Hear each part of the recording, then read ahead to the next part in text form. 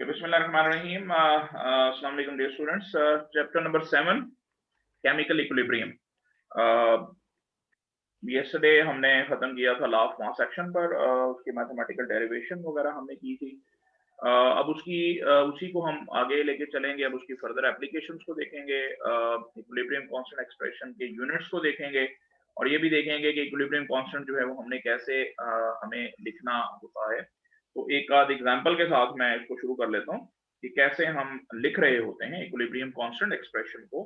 तो जैसे अगर फर्ज करें हमारे पास कोई भी एक पर्टिकुलर रिएक्शन है, जैसे कल हम जो ओरिजिनल रिएक्शन था उसको हमने देखा था, तो आज जरा इसको देखते हैं कि जैसे फर्ज कीजिए we have a reaction in which nitrogen reacts with hydrogen, 3 moles of hydrogen reversibly. This is actually Haber's process. Ammonia की मैन्युफैक्चरिंग का हेबर प्रोसेस होता है. तो अब इसमें ये दोनों जो हैं वो रिएक्टेंट्स हैं हमारे, और ये हमारे प्रोडक्ट हैं अमोनिया. अब आपने अगर इस रिएक्शन के लिए इक्विलिब्रियम कांस्टेंट एक्सप्रेशन लिखना हो, यानी Kc की वैल्यू के इक्वेशन लिखनी हो, तो कैसे लिखी जाएगी? तो Kc will be equivalent to, कल जब हमने पढ़ा था तो उसमें हमने देखा था कि जब Kc लिखा जाता है तो कंसंट्रेशन ऑफ प्रोडक्ट्स जो हैं वो नोमिनेटर्स में आते हैं. तो नोमिनेटर्स में हम प्रोडक्ट की कंसंट्रेशन लिखेंगे, और कंसंट्रेशन लिखने का तरीका क्या था कि जैसे हमने अमोनिया की कंसंट्रेशन लिखनी है तो हम लिखेंगे अमोनिया को इनक्लोज करेंगे स्क्वायर ब्रैकेट में, और इसे पढ़ेंगे कैसे? Molar concentration of ammonia raise to power its number of moles. ये जो कल मैंने बताया था कि कोफिशिएंट जो होता है स्टोइचियोमेट्रिक इक्वेशन में उसके पावर बन जाती है, डिवाइडेड बाय डिनोमिनेटर्स में आपके आ जाएंगे रिएक्टेंट्स. तो concentration of nitrogen raise to power 1, obviously 1 लिखने की जरूरत नहीं है, into concentration of hydrogen H2 raise to power 3. ये अब इसका Kc जो है वो बन जाएगा. अच्छा, अब अगर आपने इसके यूनिट्स को देखना हो, इसी तरह से और भी एग्जांपल्स हो सकती हैं, बहुत सी एग्जांपल्स अब आप लोग खुद से करेंगे. मैं अगर इसके यूनिट्स की बात करूं तो जहां तक यूनिट्स की बात है तो Kc के यूनिट्स हो भी सकते हैं और नहीं भी हो सकते, लेकिन हम लिखते आमतौर पे नहीं हैं, लिखते नहीं है आमतौर पे. लेकिन बाज Kc वैल्यूज जो हैं उनके यूनिट्स होते हैं मोल्स पर डीएम क्यूब वगैरह में, और बाज के नहीं होते अगर नंबर ऑफ मोल्स कांस्टेंट हो.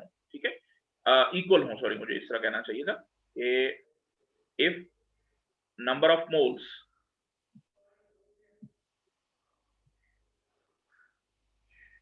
मोल of reactants, rather total number of moles कर दीजिए, are equal to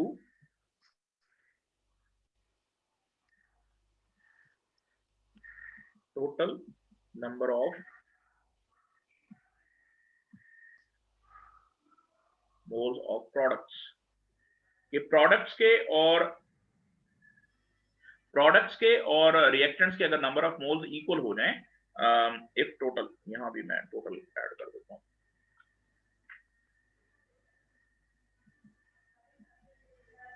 if total number of moles of reactants are equal to the total number of moles of products, तो फिर उस सूरत में हम ये देखते हैं कि ये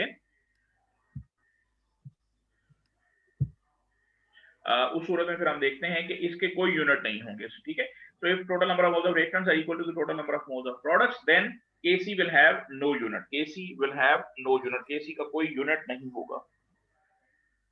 Kc will have no unit.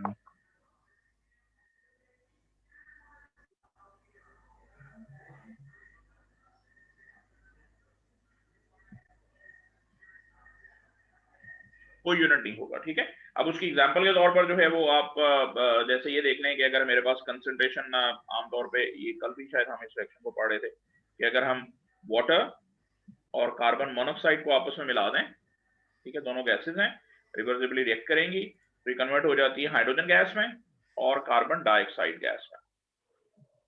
ठीक है, तो अब इसका जो Kc है वो जब आप लिखोगे तो Kc आएगा, इसका Kc equals to, I guess के दिखाई दे रहा है आप लोगों को, Kc जो है वो बराबर आ जाएगा molar concentration of hydrogen raise to power 1 into molar concentration of carbon dioxide raise to power 1 divided by molar concentration of water raise to power 1 into molar concentration of carbon monoxide raise to power 1. अच्छा, अब ये हमारा अब इसमें सिलसिला है. अब देखें वाटर के कितने मोल्स हैं? 1 मोल.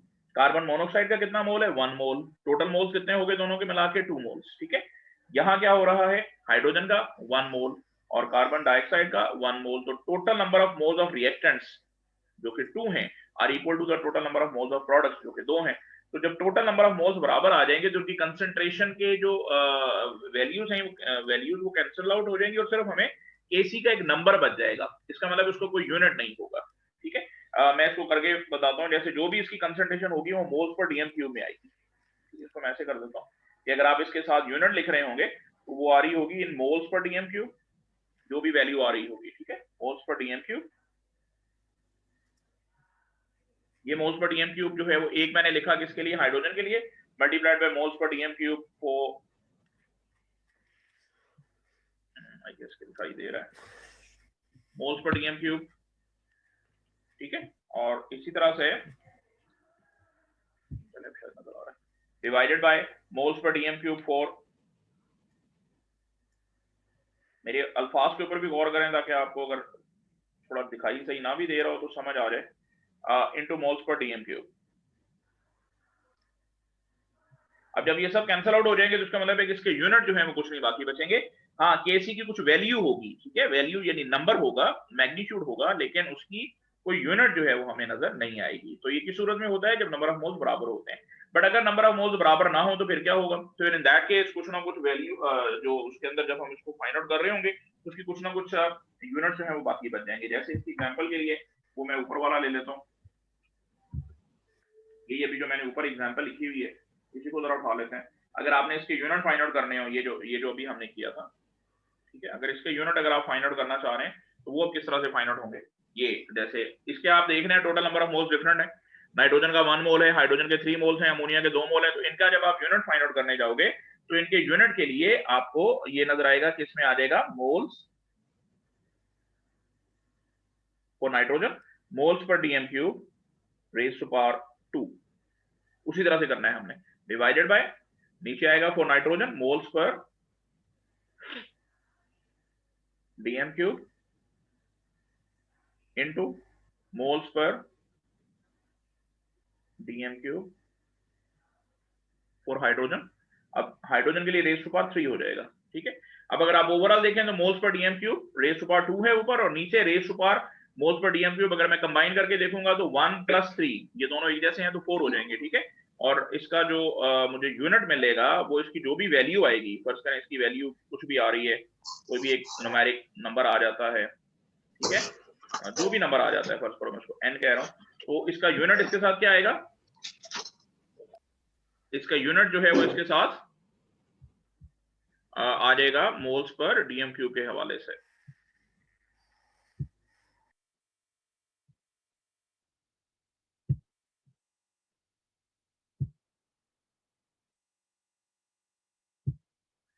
ओके, तो अब इसमें आ जाएगा मोल्स पर डीएम क्यूब। तो अगर आप देखें तो मोल्स पर डीएम क्यूब इसमें इस तरह से 1 ओवर मोल्स पर डीएम क्यूब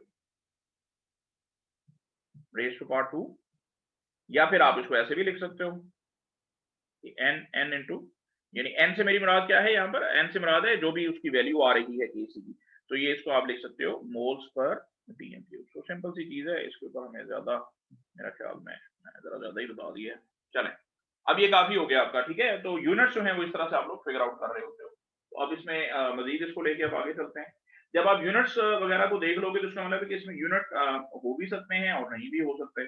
तो दोनों ये चीजें जो है वो हमने जहन में रखनी होती हैं। अच्छा, अब उसके बाद नेक्स्ट जो चीज हम लोग इसमें कंसिडर करेंगे वो एक तो ये हो जाएगा कि ये मुख्तलिफ जो वैल्यूज हैं ये आप लोगों ने लिखनी है। आपकी बुक में मुख्तलिफ एग्जाम्पल दी हुई है, एग्जाम्पल 7.1 है if I am not wrong, उसको आप लोग अटेम्प्ट करेंगे ताकि आपको लिखना आ जाए। सेल्फ चेक एग्जाम्पल 7.1 भी है, ये आपने अटेम्प्ट करनी है। मैं मजीद उसके अंदर भेज दूंगा इसको ताकि आप लोग इसको सही तरह से देख सको। अच्छा, अब जो नेक्स्ट चीज हम देखेंगे वो आ जाएगी कि अभी तक हमने जो इक्विलिब्रियम एक्सप्रेशन लिखी है उसमें हमने एक्टिव मास लिया है इन terms of molar concentration. Active mass को जो है वो हमने लिया है इन टर्म्स ऑफ एक्टिव मास को हमने क्या लिया है इन टर्म्स ऑफ मोलर कंसंट्रेशन। ठीक है, तो तब हम केसी लिखते हैं। लेकिन अगर हम एक्टिव मासेस को किसी और यूनिट में ले लें तो फिर हम उसी के मुताबिक भी इक्विलिब्रियम कांस्टेंट लिख सकते हैं। और ये आमतौर पे होता है कि कई दफा हम लोग लेते हैं active masses in terms of partial pressure for gases, active masses in terms of number of moles, active masses in terms of mole fraction. तो उस सूरत में हम कैसे इक्विलिब्रियम कांस्टेंट एक्सप्रेशन लिख सकते हैं? ओके, तो अब हम लोग इसको डिस्कस करेंगे कि ये जो केमिकल इक्विलिब्रियम है, इसके हम मुख्तलिफ कांस्टेंट्स जो हैं वो मेजर किया करते हैं, और वो मुख्तलिफ कांस्टेंट्स जो हैं वो हम मेजर करते हैं इन टर्म्स ऑफ इक्विलिब्रियम कांस्टेंट, हम इसको कहते हैं इन टर्म्स ऑफ पार्शियल प्रेशर, ठीक है, number of moles and mole fraction. तो इस सूरत में अब हम लोग इसको जो है वो देखते हैं। अब इनको किस तरह से हमने लिखना होता है। तो जैसे कि पार्शियल प्रेशर की हम लोग बात जो है वो कर सकते हैं। पार्शियल प्रेशर को जब हम रिप्रेजेंट करते हैं, या हम इसमें जब हम इसको देख रहे होते हैं, तो according to the Henry's law, सबसे पहले हम लोग इसको in terms of partial pressure जो है वो स्टडी कर लेते हैं। तो मैं इसको जरा साफ कर देता हूँ, ये बाकी लोग उनको बाद में इनको लिखेंगे अब, ठीक है। तो equilibrium constants in terms of partial pressure, अगर हम सिर्फ पार्शियल प्रेशर के लिए लिखें, एक रिलेशनशिप है नंबर ऑफ मोल्स का और पार्शियल प्रेशर का फॉर द गैसेस, जो कि हमें हेनरीज लॉ से मिलता है, ठीक है। तो according to the Henry's law, ये हेनरीज लॉ को हम यहाँ पर इस्तेमाल करते हैं। इसके मुताबिक partial pressure of a gas is directly proportional to its molar concentration. Okay, partial pressure of a gas is directly proportional to its molar concentration at constant temperature. तो उसी को एक लिहाज से कह लीजिए कि हम लोग इसको यहाँ पर यूज कर रहे होते हैं। तो अगर हमारा वही जनरल रिवर्सिबल रिएक्शन है, तो फिर उसके मुताबिक हम लोग इसको लिखेंगे, ठीक है। तो ये मैंने सिर्फ हेनरीज लॉ का वो नाम आपको बताना था कि इसके मुताबिक हम ये रिलेशनशिप पढ़ रहे होते हैं। तो फर्ज कीजिए हमारा जो एक जनरल रिवर्सिबल रिएक्शन, इसमें A moles of A react कर रहे हैं to produce B moles of B, and they then react कर रहे हैं B मोल्स ऑफ B के साथ, यानी A moles of A react with B moles of B to produce C moles of C and D moles of D।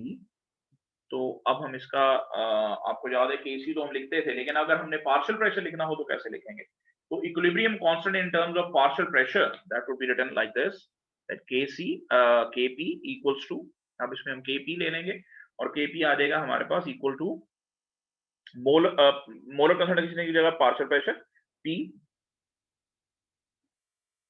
Subscript में हम substance का reactant का लिखेंगे, और सुपरस्क्रिप्ट में स्मॉल c जो कि नंबर ऑफ मोल्स को रिप्रेजेंट कर रहा है, multiplied by partial pressure of D raise to power D divided by, पढ़ेंगे इस तरह से जैसे मैं बोल रहा हूँ, partial pressure of A raise to power A multiplied by partial pressure of B raise to power, तो ये हमारे पास आ जाएगा Kp, ठीक है। अच्छा, अब इनके हमने रिलेशनशिप पढ़ने हैं। रिलेशनशिप इसका क्या होगा with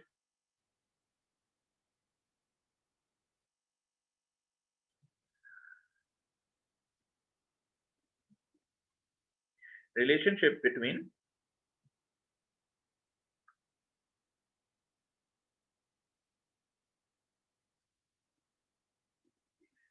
relationship between Kp and Kc। अगर हम एक ही रिएक्शन के लिए Kp भी लिख रहे हैं और Kc भी लिख रहे हैं, तो उनका आपस में रिलेशनशिप जो है वो कैसे लिखा जाएगा? तो relationship between Kp and Kc, इनका रिलेशनशिप क्या है? तो देखें, जब हम रिलेशनशिप की बात कर रहे होंगे, तो रिलेशनशिप जो है उसके लिए इक्वेशन हमें देखनी है, that Kp is equal to Kc into RT raised to power delta n, ठीक है। जहां अब आपको पता है Kp तो equilibrium constant expression in partial pressure है, Kc equilibrium constant expression in terms of partial in terms of molar concentration है, R यूनिवर्सल गैस कांस्टेंट है, this R is the universal gas constant, R is the universal gas constant, T is the absolute temperature, and then what is delta n? Delta n इसमें बड़ा important चीज है। Delta n is equal to the difference of number of moles of products and reactants। तो इसको हम करते हैं total number of moles of reactants total number of moles of products minus total number of moles of reactants. Total यहां कर देता हूं, number of moles of reactants, यानी प्रोडक्ट के मोल्स माइनस रिएक्टेंट्स के मोल्स, प्रोडक्ट के moles minus reactants के moles. तो इस तरह से हमें एक अंदाजा होता है कि केपी और केसी का रिलेशनशिप क्या है। अब इसमें मुख्तलिफ सिनेरियोज हैं, मुख्तलिफ सिचुएशंस होती हैं। डेल्टा एन की वैल्यू के लिहाज से हम ये देखते हैं कि केपी और केसी इनके आपस में जो रिलेशनशिप है वो डिफरेंट हो सकते हैं। तो उनको मैं आगे लिख देता हूँ, उनकी एग्जांपल्स भी साथ आपके साथ शेयर कर लेता हूँ। ठीक है, लेट मी erase it। अब मैं इसको थोड़ा सा इन डिटेल यहाँ इस तरह से लिख देता हूँ।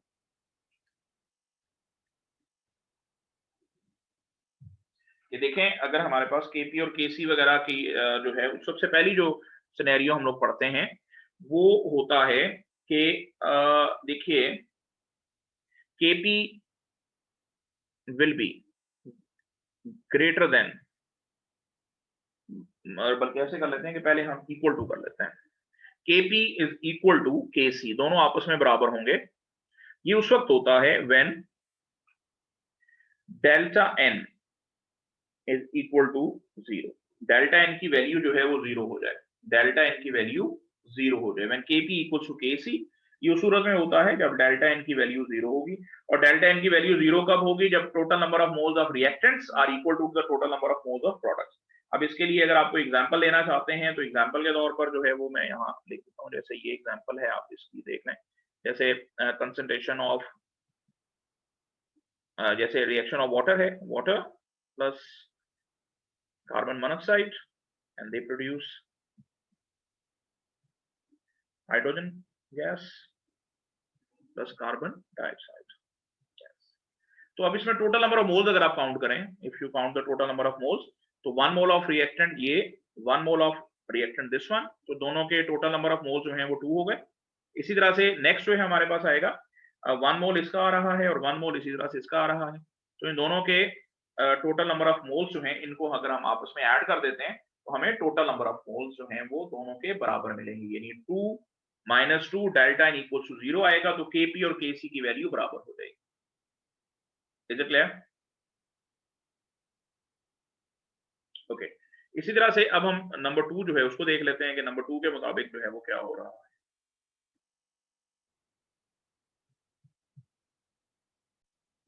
ओके, तो नेक्स्ट जो अब हमारा आ जाएगा नंबर 2 के ऊपर, हम लोग इसको देखते हैं कि नंबर 2 में क्या होगा। तो केपी और केसी आपस में इनका रिलेशनशिप इस तरह से अब देखेंगे हम, that KP will be greater than KC when delta n is greater than 0। When delta n is greater than 0, greater than 0 से मुराद ये होगा कि पॉजिटिव वैल्यू आएगी डेल्टा एन की, और ये उस वक्त आती है जब total number of moles of product ज्यादा होते हैं और total number of moles of reactant जो है वो कम होते हैं। ठीक है, यानी मैं इसको ऐसे भी लिख देता हूं, that is total number of moles of product will be greater then total number of moles of reactants. सही है। इसकी अगर आप एग्जांपल देखना चाहें तो एग्जांपल के तौर पर हम लोग इसमें ले लेते हैं, इसकी एग्जांपल भी जरा नोट कर लीजिए। जैसे PCl5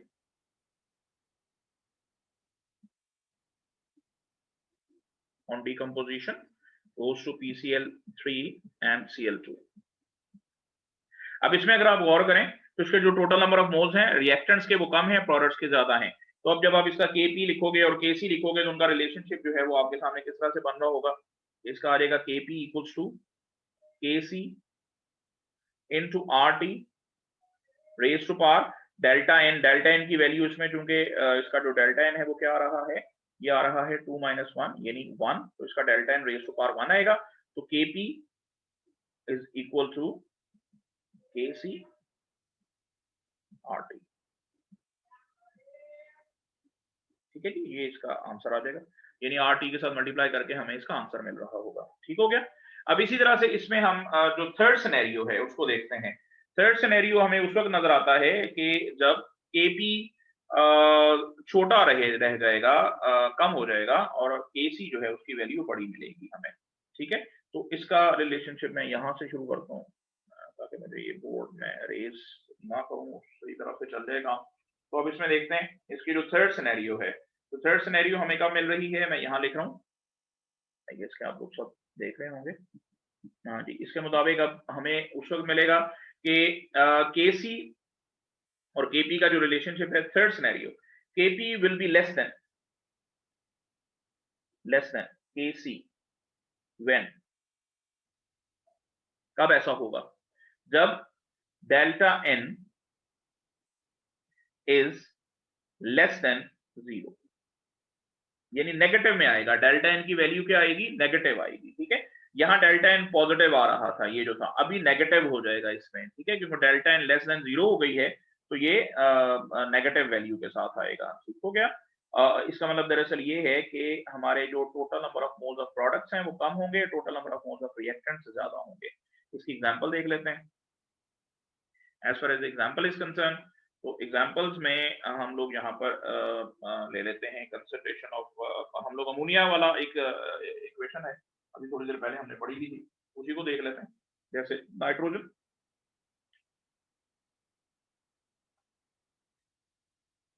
nitrogen reacts with 3 moles of hydrogen to produce 2 moles of ammonia।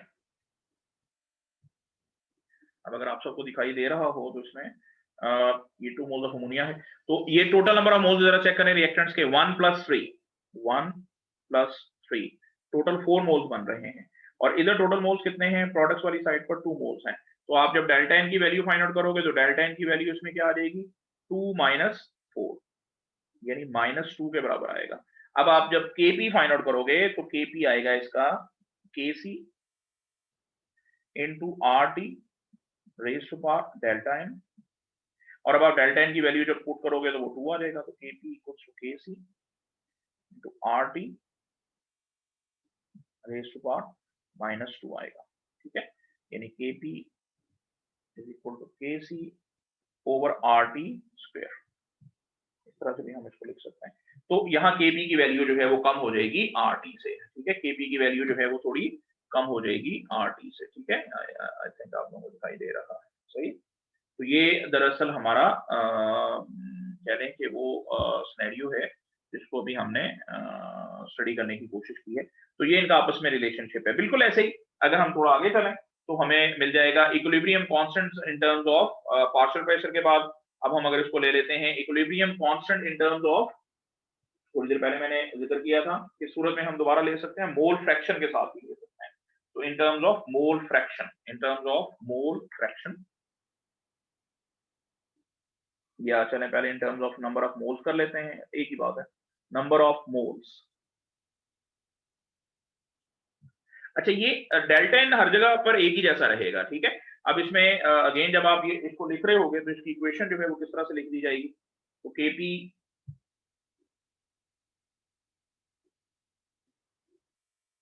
तो बेस वैल्यू तो सेम रहेगा, तो इसको मैं सॉल्व कर देता हूं।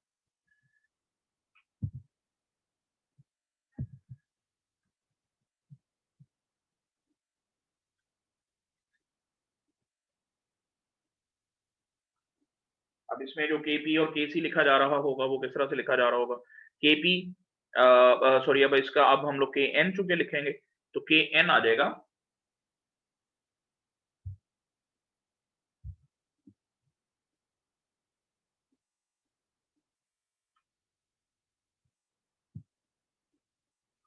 तो अब लिखेंगे इसका Kn इन मतलब हम in terms of number of moles ले रहे हैं, तो ये हो जाएगा molar concentration of number of moles of C raise to power small c into number of moles of D over small d, यानी नंबर ऑफ मोल्स हो गए वो, into number of moles of A raise to power A into number of moles of B raise to power B। ठीक हो गया जी। अब इसी तरह से अब इसको हम लोग जब उसमें लिखेंगे तो दरअसल ऐसे भी लिखा जा सकता है कि रिलेशनशिप जो है, अब हम इसका ज़हन में लेके आए अगर, तो what is the relationship between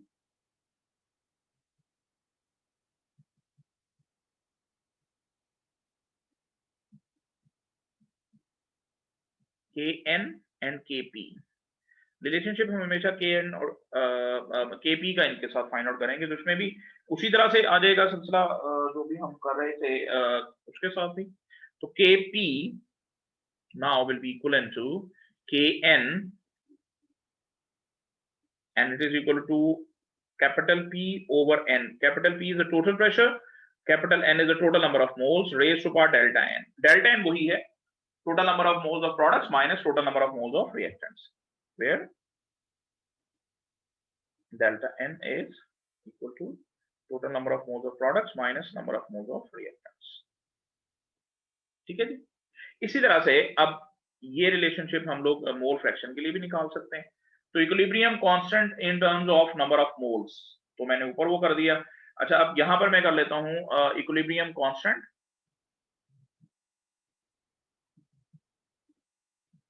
in terms of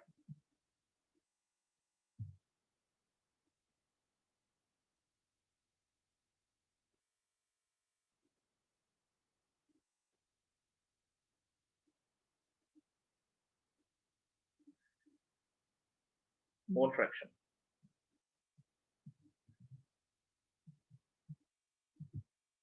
in terms of mole fraction, ठीक है। मोल फ्रैक्शन को हम चूंकि x से रिप्रेजेंट करते हैं तो उस वाले से फिर हम इसको लिखेंगे kx, और ये बराबर आ जाएगा mole fraction of C raised to power C into mole fraction of D raised to power D over mole fraction of A raised to power A into mole fraction of B raised to power B। और यहां पर भी अब हम इसका अगर relationship देख लें तो रिलेशनशिप वही उसी तरह से लिखा जाएगा, relationship between Kp and Kx। Now Kp और Kx का रिलेशनशिप जो है वो हम लोग देख लेते हैं। तो ये आ जाएगा Kp equals to Kx, Kp equals to Kx into P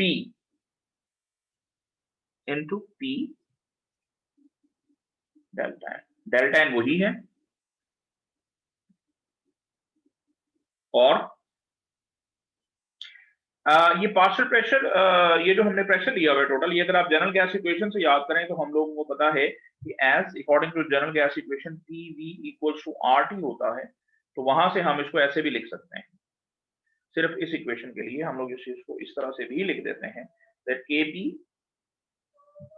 is equal to Kx, और P की जगह हम लिख सकते हैं RT over V into delta n. तो ये इनका आपस में रिलेशनशिप हो गया, जो कि हमें अब इनके न्यूमेरिकल्स में भी कई दफा हमें इनको एक दूसरे के अंदर कन्वर्ट करना पड़ता है और सारी चीजों को देखना पड़ता है। तो वो इंशाल्लाह फिर हम लोग मजीद आगे चलेंगे। टाइप्स ऑफ इक्विलिब्रिया जो है उसको भी डिस्कस करना है आज हमने। तो डियर स्टूडेंट्स, अभी अब हम डिस्कस कर लेते हैं types of equilibria. Types of equilibria के हवाले से अब देखते हैं।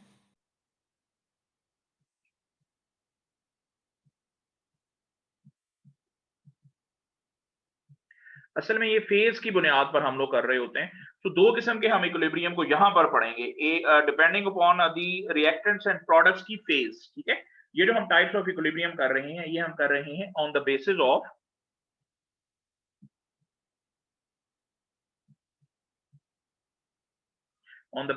Of physical states of the reactants and products। तो इस लिहाज से दो किस्म के हम इक्विलिब्रियम को पढ़ेंगे। ठीक है, so there are two types of equilibria। number one is known as homogeneous equilibria,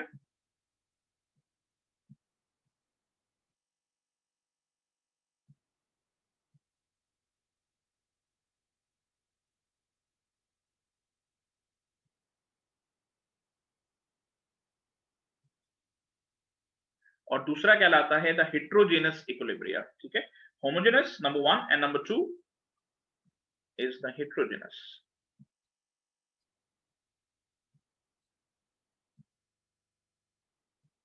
तो दो किस्म का इक्विलिब्रियम होता है। होमोजेनस इक्विलिब्रिया, होमो का मतलब होता है सेम, तो होमोजेनस इक्विलिब्रिया का एग्जांपल या इसका मतलब क्या होगा कि when all the reactants and products are in the same phase, when all the reactants and products are in the same phase, एक ही फेज के अंदर होते हैं रिएक्टेंट्स एंड प्रोडक्ट्स। ठीक है, when reactants and products are in the same phase, एक ही फेज के अंदर हो, या तो सारे गैसेस हों या सारे लिक्विड्स हों या इवन सारे सॉलिड्स भी हों। आमतौर पे हम सॉलिड्स के लिए चूंकि इसको नहीं ले रहे होते और ज्यादातर हम लोग इसको गैस और लिक्विड के हवाले से जो है वो देखेंगे। जैसे अभी हमने अभी तक जितने भी पढ़े वो सब के सब यही थे। जैसे मैंने आपको एक एग्जांपल दी थी उसकी नाइट्रोजन की, और उसकी nitrogen plus hydrogen goes to ammonia. ठीक है, ये सब गैस के अंदर है और ज्यादातर हम वैसे अभी आपके इसके अंदर हम गैसेस वगैरह को ही देख रहे होते हैं। ठीक है, अब लिक्विड की एक एग्जांपल जो है वो बड़ी कॉमन हम लोग आमतौर पे अपने चैप्टर में पढ़ा करेंगे, and that is the reaction between an alcohol and acetic acid, या कोई भी कार्बोक्सिलिक एसिड जो है वो लेते हैं, CH3COH, ये लिक्विड फॉर्म में होगा। इसको अल्कोहल से अगर ट्रीट करें C2H5OH, ये भी लिक्विड फॉर्म में होता है और ये प्रोड्यूस करते हैं एक कंपाउंड जिसको हम ईस्टर्स कहते हैं। ये हम लोग पढ़ेंगे जाकर, शायद आप लोगों ने मेरे ख्याल में इनके बारे में पढ़ा था 10th वगैरह में। बहरहाल ये कार्बोक्सिलिक एसिड ईस्टर्स कहलाते हैं, प्लस वाटर, वाटर खुद लिक्विड हालत में। तो ये सारे के सारे एक जैसे हो गए। ठीक है, तो ये होमोजेनस इक्विलिब्रिया की एग्जांपल है। इनका केसी जो है वो इसी तरह से आप लिखते हो जैसे आप आमतौर पे लिखते आ रहे हो, यानी जैसे अभी हमने जो तरीका लिखा, केसी भी लिख सकते हैं। इनका इनका सिर्फ केसी लिखा जाएगा, इनका केसी भी लिखा जा सकता है गैस का, और केपी भी लिखा जा सकता है। अच्छा, इसके मुकाबले में जो हमारे पास दूसरा आता है उसे हम लोग क्या नाम देते हैं, वो होता है कि जब रिएक्टेंट्स एंड प्रोडक्ट्स जो हैं वो डिफरेंट फेजेस में हो। ठीक है, तो इसको हम लोग कह देंगे फिर, तो इसको देख लेते हैं। इस सूरत में क्या हो रहा होगा कि जब, इसको मैं थोड़ा चेंज कर देता हूँ, when reactants and products are in different phases, are in different,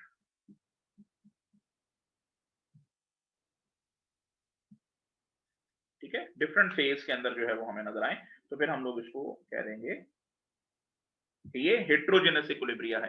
hetero का मतलब भी होता है डिफरेंट। ठीक है, तो डिफरेंट फेजेस के अंदर जो है वो मौजूद होंगे। अब इसके अंदर भी कुछ एग्जांपल्स हम लोग ले सकते हैं। जैसे एक बड़ी इसकी प्राइम एग्जांपल जो है वो डिकम्पोजिशन होती है, थर्मल डिकम्पोजिशन कैल्शियम कार्बोनेट की, CaCO3। अगर हम इसको हीट करें, ये सॉलिड हालत में होता है, हीट करने पर ये कैल्शियम ऑक्साइड सॉलिड में और कार्बन डाइऑक्साइड गैस में कन्वर्ट होता है। अच्छा, अब इनका जब हम केसी लिखते हैं तो इस चीज का आपने ध्यान करना है कि जब इनका केसी लिखा जाएगा तो अगरचे रिएक्शन में तो ये सारे पार्टिसिपेट करेंगे, लेकिन इक्विलिब्रियम कांस्टेंट जब आप इनका लिखोगे तो वो सिर्फ उसमें उन टर्म्स को लिखेंगे जो गैसियस फॉर्म में है, यानी इसका केसी will only depend upon the molar concentration of carbon dioxide, जो कि प्रोडक्ट्स वाली साइड पर मौजूद है बस। बाकी ये जो सॉलिड्स वाले हैं इनको हम इक्विलिब्रियम कांस्टेंट में से ओमिट कर देंगे। ठीक है, इसी तरह की एक दूसरी एग्जांपल जो है वो भी देख लेते हैं ताकि हम थोड़ा सा इसको मजीद वो कर सकें। मजीद एग्जांपल्स आप लोग फिर अपने बुक से जो है उनको भी कोशिश करें वहां से देखने की। जैसे आयरन की एक रिएक्शन होती है, ठीक है, मैं आयरन का रिएक्शन जो है वो इसमें लिख देता हूँ, वाटर के साथ या स्टीम के साथ हुआ करता है। ये Fe सॉलिड स्टेट में रिएक्ट करता है with steam, water in the gaseous form, और ये आपस में रिएक्ट करके प्रोड्यूस करते हैं। मैं थोड़ा छोटा लिखने की कोशिश तो कर रहा हूँ कि दिखाई दे जाए। हाँ जी, आपस में मिलकर रिएक्ट करते हैं और Fe3O4 सॉलिड और हाइड्रोजन पैदा करते हैं।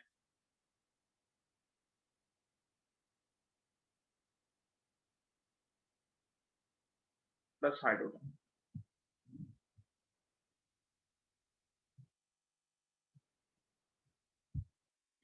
ये भी सॉलिड हालत में होता है और ये गैस की सूरत में होती है। मैंने इसको बैलेंस नहीं किया, अभी इसको बैलेंस कर देता हूँ। Fe3 तो 3Fe हमें इस्तेमाल करना पड़ेगा और हाइड्रोजन 4 ये 4 इस्तेमाल हो जाता है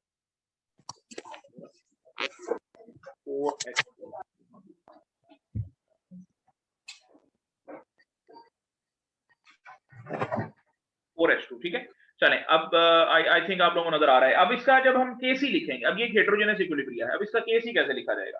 तो इसका जब आप Kc लिखने जाओगे तो Kc will be equivalent to इसका Kc। अब इसमें देखें, आयरन जो है वो सॉलिड है, रिएक्टेंट में इस्तेमाल नहीं होगा, गैस में वाटर है, इस्तेमाल होगा। Fe3O4 सॉलिड है, इसमें नहीं लिखा जाएगा, लेकिन हाइड्रोजन जो है वो लिखा जाएगा क्योंकि वो गैस की सूरत में है। तो अब इसका Kc बन जाएगा concentration of hydrogen raised to power 4 divided by molar concentration of water which is also raised to power 4। तो ये बस आप लोगों ने होमोजेनस और हेटेरोजेनस इक्विलिब्रिया के हवाले से इस चीज को देखना है। इसमें आपकी एक एग्जांपल भी दी हुई है आपकी बुक में, या सेल्फ चेक एक्सरसाइज है, उसको आप लोग जरा थोड़ा सा जरूर देखेंगे। मेरे ख्याल में 7.4 है, तो मैं उसके बारे में आपको फिर बाद में व्हाट्सएप ग्रुप के अंदर जो है वो शेयर करूंगा। आज मैं असाइनमेंट शेयर करूंगा, तो इसलिए आप लोग सारे उसको अटेंड भी करेंगे। अच्छा, ये हमारा हो गया इसमें सिलसिला इस सारे का होमोजेनस और heterogeneous equilibria and this and that. आज के लिए हम इसको अब यहीं तक रोकते हैं। एक आपको और, बल्कि थोड़ा सा, क्योंकि बाई चांस हमारे पास टाइम है, तो मैं एक न्यूमेरिकल के हवाले से जो है वो थोड़ा सा बता देता हूँ, ताकि फिर उसी तरह से आप उसको फाइंड आउट कर सकें। अच्छा, अब हमें सबसे जो हमारा सिंपल किस्म का न्यूमेरिकल होना चाहिए, वैसे इसमें डिफरेंट टाइप के न्यूमेरिकल्स आएंगे। सबसे सिंपल जो न्यूमेरिकल होगा वो ये होता है कि आपको किसी एक रिएक्शन के लिए उसकी Kc या Kp फाइंड आउट करने के लिए कह दिया जाता है। उसके लिए गिवन डाटा में अगर तो आपको इक्विलिब्रियम कांस्टेंट या इक्विलिब्रियम कंसंट्रेशन या इक्विलिब्रियम पार्शियल प्रेशर गिवन हो, तो फिर सिंपली आपने उसकी इक्वेशन लिखनी है और उस इक्वेशन में वैल्यूज को पुट कर देना है। और यही हमारा सबसे बड़ा जो है वो इसमें न्यूमेरिकल हुआ करता है। मतलब एक सबसे जो सिंपल से न्यूमेरिकल के साथ आपकी बुक में भी स्टार्ट किया हुआ है, if I am not wrong, it is example number 7.2 और 7.3 समथिंग। मैं एग्जैक्ट वैल्यू वहां से उसकी बता दूंगा कि अब उसमें कुछ मोलर कंसंट्रेशन जो है वो दी हुई होती हैं आपको। तो अगर मोलर कंसंट्रेशन गिवन हो तो सिंपली आपने वो वैल्यूज जो हैं वो पुट कर देनी है। इसी तरह से Kp और Kc के रिलेशनशिप वाले जो क्वेश्चन होते हैं उनमें भी यही किया जाता है कि Kp अगर फाइंड आउट करने को कहा जाए तो Kc के लिए आपको मोलर कंसंट्रेशंस गिवन होंगी, और इसी तरह से वहां से आप फिर Kp फाइंड आउट कर लोगे R और T को यूज करके। तो ये न्यूमेरिकल्स इंशाल्लाह जो हैं वो हम लोग नेक्स्ट उसमें कंटिन्यू करेंगे। तो मैं उसके अंदर फिर इंशाल्लाह इसको देखूंगा, ठीक है। So that's all for today's lecture. इंशाल्लाह नेक्स्ट उसमें हमारा जो है न्यूमेरिकल्स वाला सिलसिला इंशाल्लाह शुरू हो जाएगा, उसको भी देखेंगे। आई होप कि आप लोगों को समझ आ गया होगा। So let's stop it over here. Allah हाफिज सब लोग। अब इंशाल्लाह मंडे को हमारी क्लास जो है वो दोबारा शुरू होगी। अल्लाह हाफिज सर।